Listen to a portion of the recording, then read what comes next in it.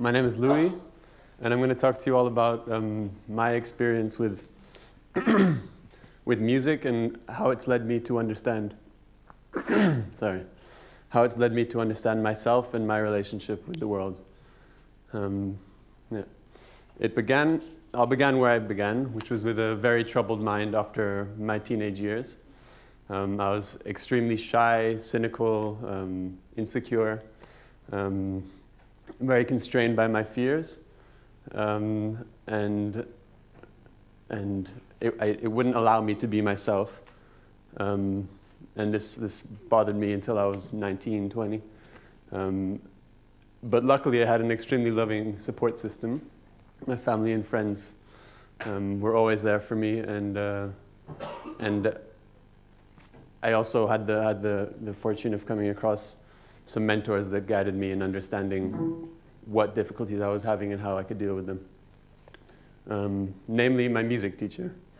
Now, my relationship with music started around the age of 8, and it was very laid back, very informal. I was never pressured by my parents to study music, so it was completely my own choice. And this music teacher created an environment where everyone was just experimenting and improvising freely. So I would join in these classes. I would spend an hour with a class of people my age now. So I was 8 in a class of 20-year-olds, playing much more complex things than I had been exposed to before. So I'd be trying really complex things that I compared to my level. And so this kept me intrigued, but I never had the determination to really spend the hours studying the instrument. And this carried on until I was around 19.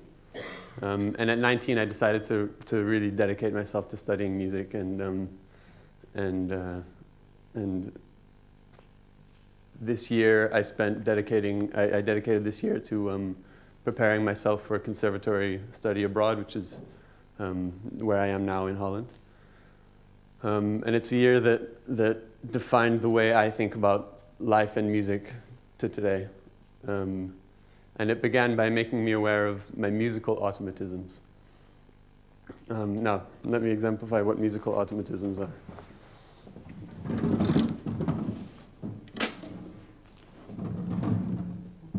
Excuse me. Musical automatisms are musical output with little conscious intention. So it's something we play that we're not fully aware of what we're going to play or what we played. So you have to picture a traditional jazz context where there's a certain amount of improvisation, but it's based on a solid structure, and from that solid structure you make contributions. So a solid structure for a drummer would be the function of accompanying the soloists. So I'd play something like this most of the time.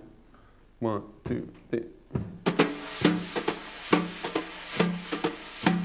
Right? And as an extension of this, I would contribute things to whatever the soloist was intending for the music. And what would happen was that things would just come out, and this would sound like this.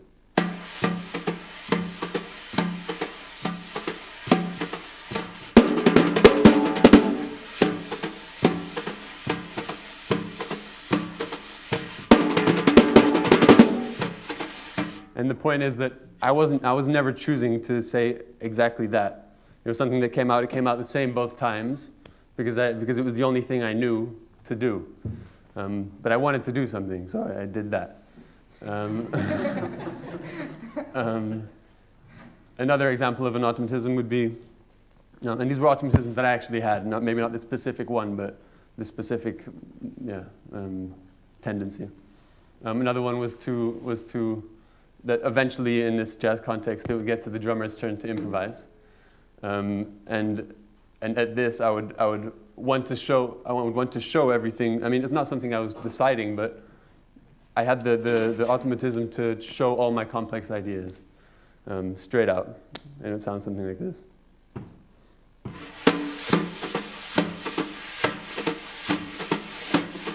Drum solo.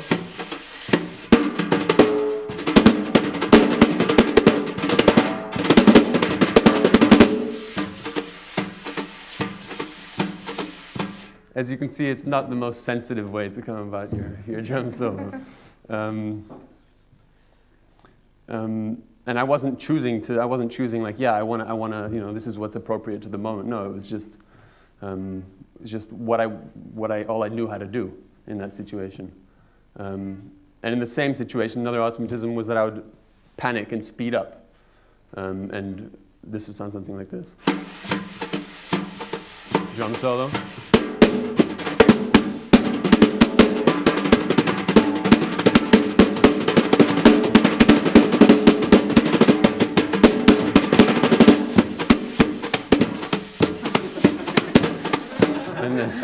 And it would throw everyone off because they'd be like, whoa, what happened to this soft romantic tune we were playing, right?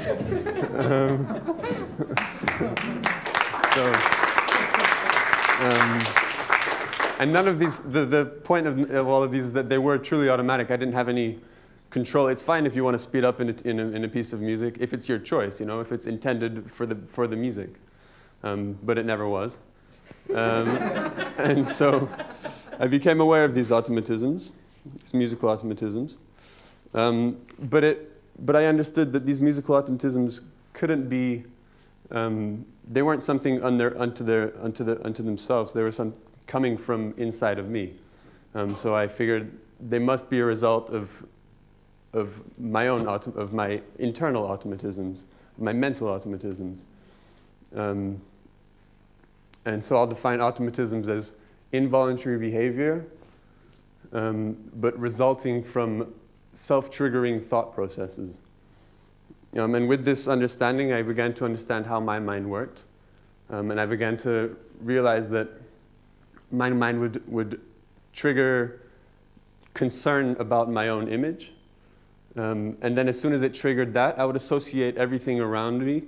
I would associate, maybe if anyone gives me any doubtful expression, I might have associated that to, oh, what am I doing wrong? And try to identify and analyze everything according to what it meant about myself. Which closed me up and made me afraid of everything happening around me. And this wasn't just manifesting itself in my music, but it was manifesting itself in my social and personal life. In a very direct way. If you take the musical automatisms, the first one, which is it's throwing in an intelligent piece of information without any understanding of how the information fits in. So I would do this in conversations. I'd be in the middle of a conversation, and then suddenly I'd be maybe feeling a bit insecure because I wasn't saying anything. I didn't know a lot about what they were talking about, and I'd throw in a fact that I had heard before that related somehow to a word that was mentioned. Right? And then not be able to elaborate on it and hope someone else could take it somewhere, right?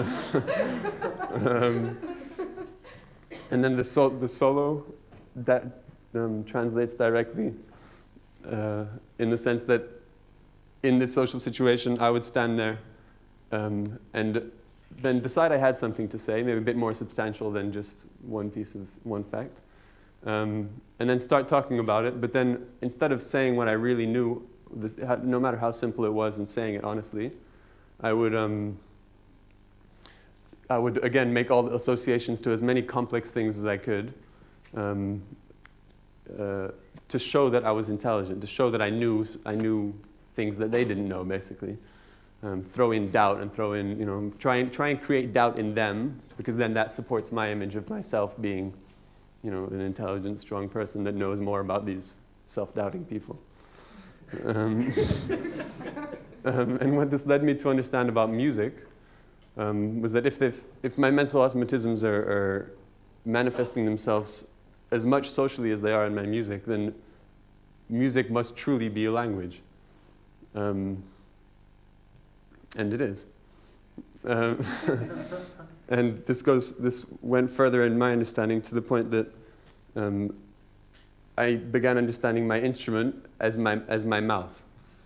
And I'm interested in raw expression, so conversations where there are no limitations on what you can speak about, and which would be equivalent to free improvisation. There's no limitation on what you can contribute musically. And in this context, in both contexts, the social and the musical. The sounds that I'm expressing are defined by the particular characteristics of the sound. So the pitch, volume, percussive quality, and space in time. And these all define what my message is and how effective it comes across to my audience. And I went through a particular process to become aware of this and to change my own ways, to change my awareness of myself and my understanding. And it began with accepting that my musical automatisms were not an expression of myself, that they were an attempt to support my image of myself. And this sounds easy, but it's more difficult than it might sound, because I had to dissolve the image I had developed of myself over my teenage years.